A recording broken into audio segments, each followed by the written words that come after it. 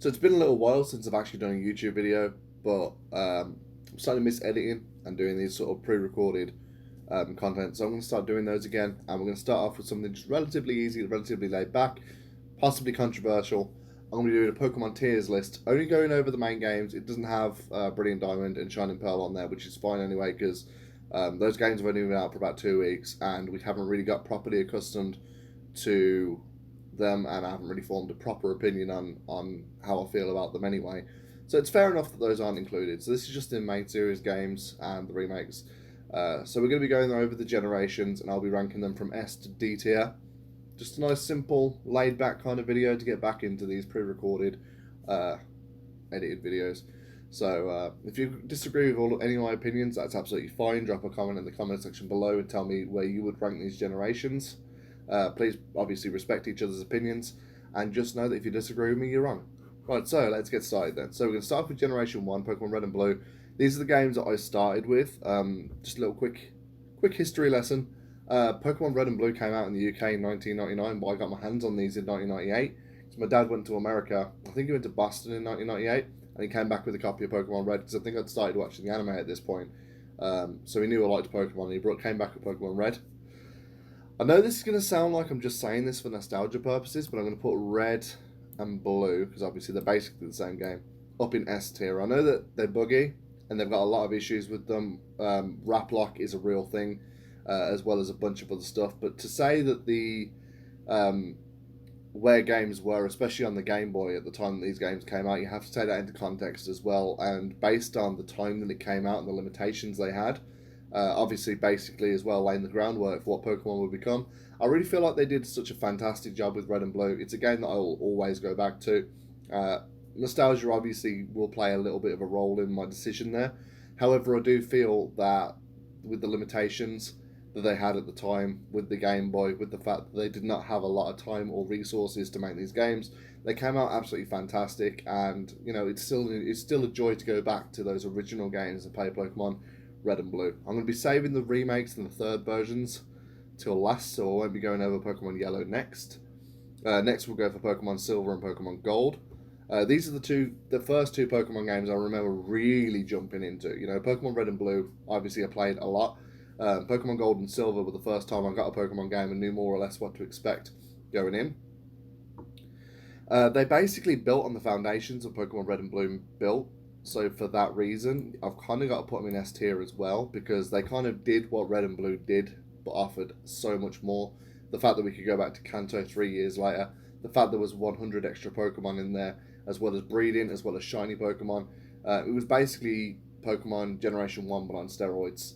Generation 2 was. So ranking Generation 1 so high, I've got to rank Generation 2 as well so high.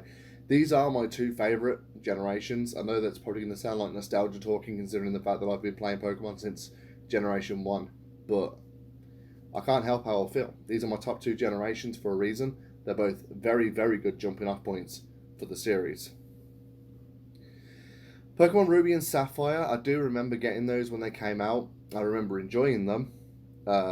The Pokedex is one of the strongest in the series. The region was fantastic. However, when it comes to actually replaying these games,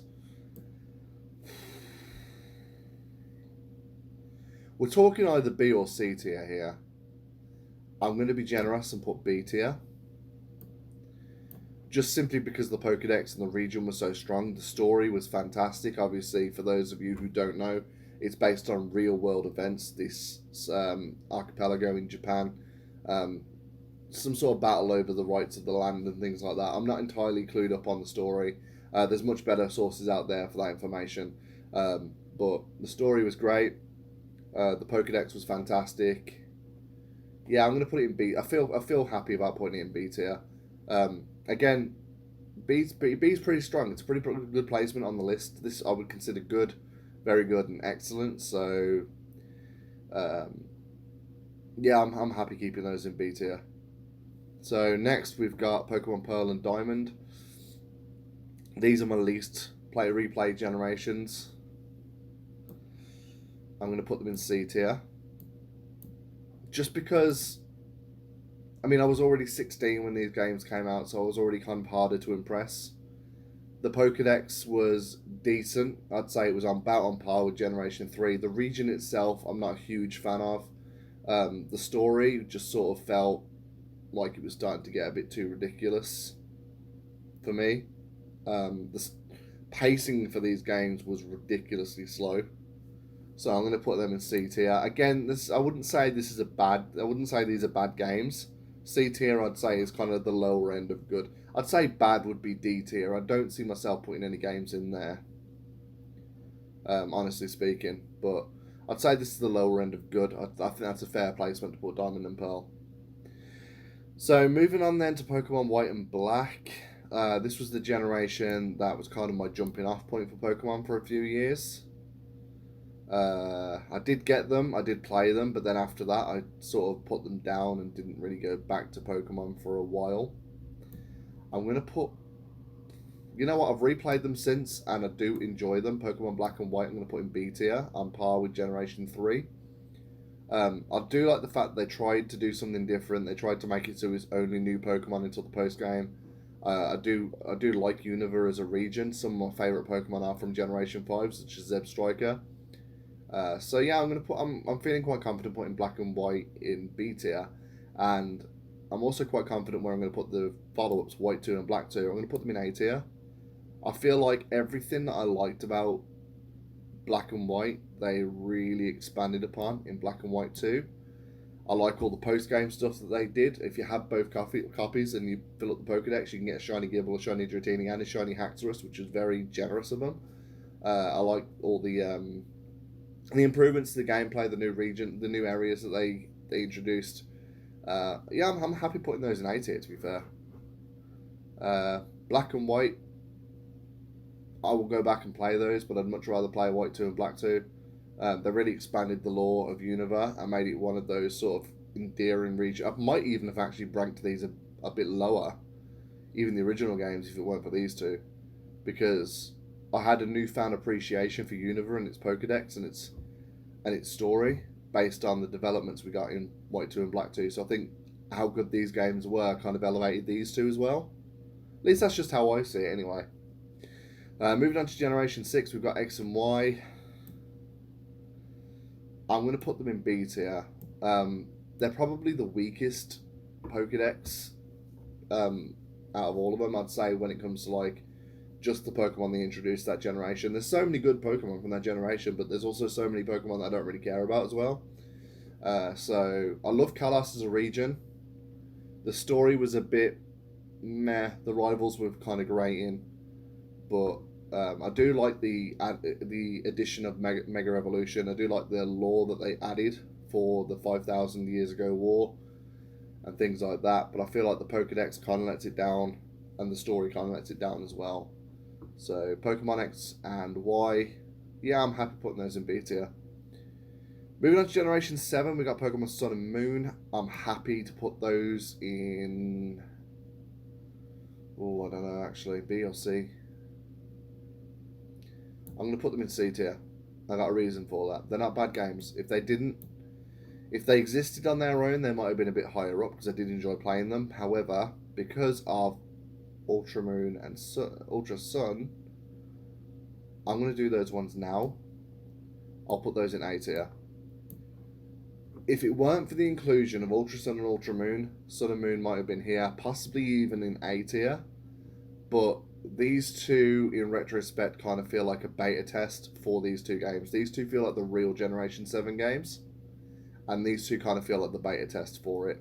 They're fine games on their own. However, once these two came out, I never touched these ones again. And I think the reason for that is because the difference is, while White 2 and Black 2 were actual sequels to Pokemon Black and White, these were kind of reimaginings just 1 year later. And they added so many new features that these two just kind of felt bare bones by the time these two came out. So that kind of actually pushed these two down, whereas White and Black 2 actually elevated Black and White, if that makes sense. So these two sequels actually complemented these two originals, but these two kind of pushed Sun and Moon down. So, you know, you got the additions of things like the Necrozma fusions. Ultra Wormholes are some of my favourite ways to shiny hunt ever. Even going after legendaries which don't get boosted up by going through the wormholes. The fact that they added the Ultra Beasts as shinies, the additions to the story mode, the fact that the story mode didn't feel like as much of a slog, and things like that. Again, Sun and Moon, absolutely passable games, but just the existence of these two and all the additions they added to them just 1 year later, it just kind of pushed Sun and Moon down. I haven't really touched them for about 4 years now, and it's specifically because these two games exist. So, yeah, I'm perfectly happy. I'm perfectly happy with that. Moving on, we got Pokemon Let's Go Pikachu and Let's Go Eevee. I'm going to put those in B tier, but kind of like a low B tier. They're very just above C tier.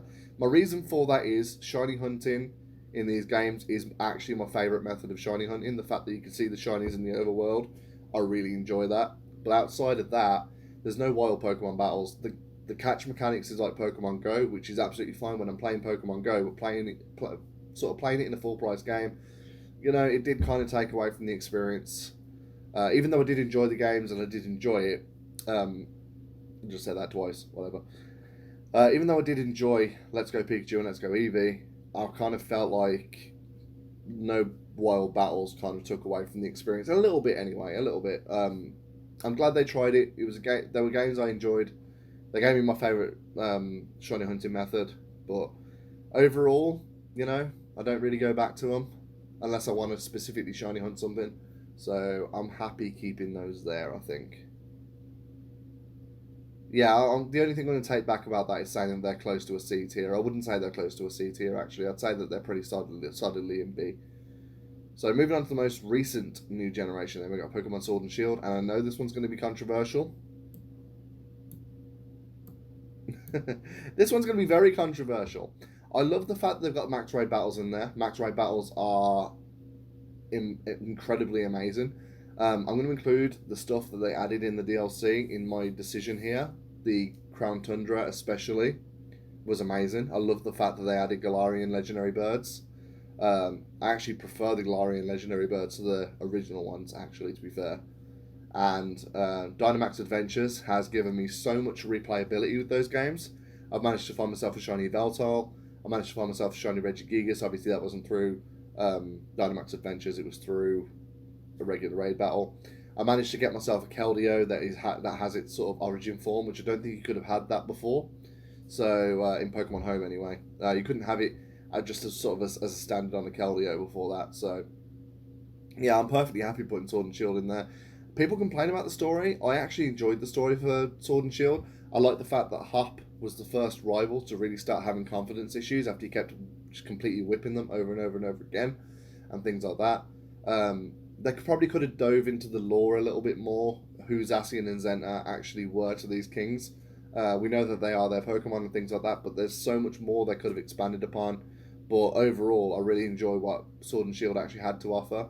And while they weren't perfect games, it would be nice to see them expand on that lore when the remakes eventually come out in 2097 or whenever it's going to be.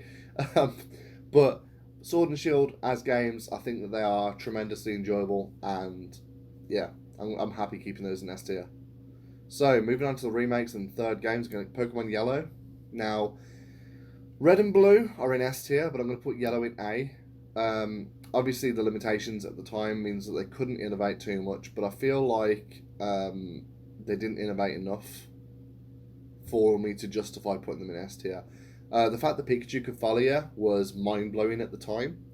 I love the inclusion of Jesse James and Meowth as Team Rocket, but apart from that, it was basically just Red and Blue again. And, I did have Yellow, again, an American copy of it, but yeah, I'm happy putting it in A tier. It was a fantastic game. I'll still go back to it. I'll still own it on my DS, on the Virtual Console, but in terms of what it brought to the table, it's basically just Red and Blue, but with a Pikachu that follows you, and Jesse James and Meowth. Those are the only two real additions to this game. So yeah, I'm happy keeping it in A tier. So moving on to Pokemon Crystal. I am torn. The Suicune extra story was good.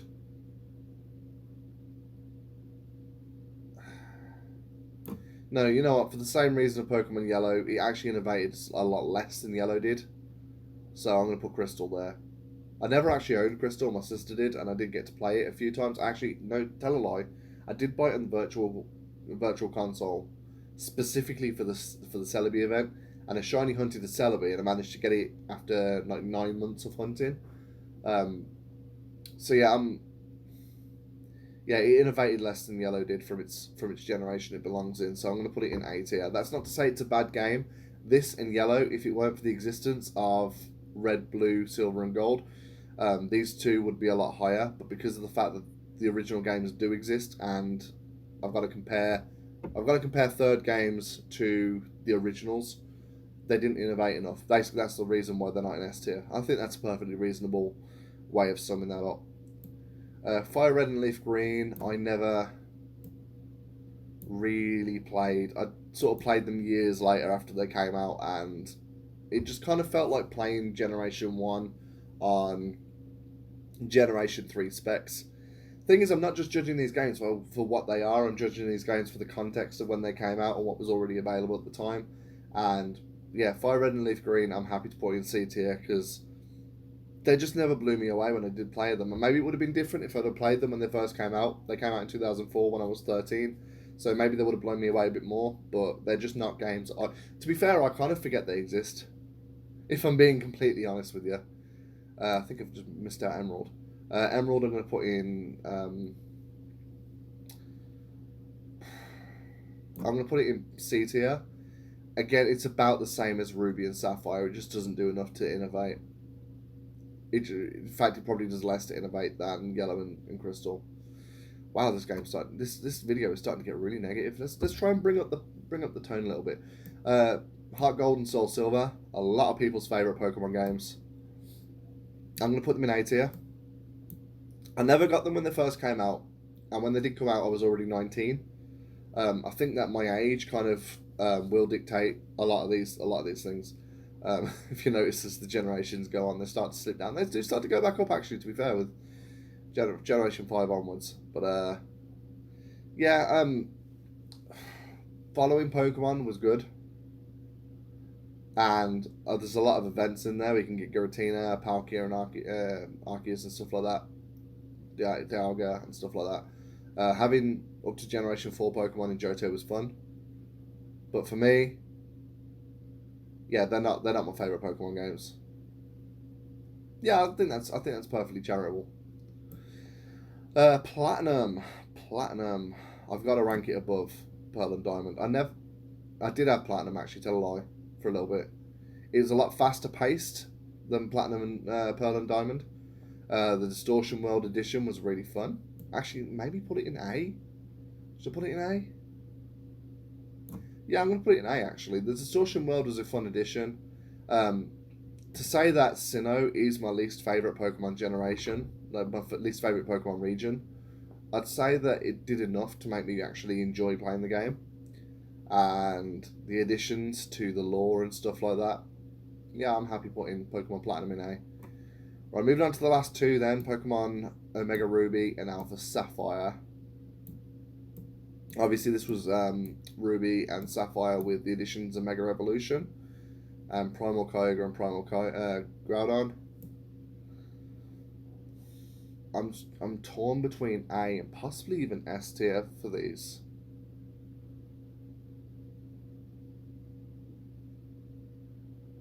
They're definitely my favourite Generation 6 games. But which section should I put them in? I'm going to go in S tier, actually.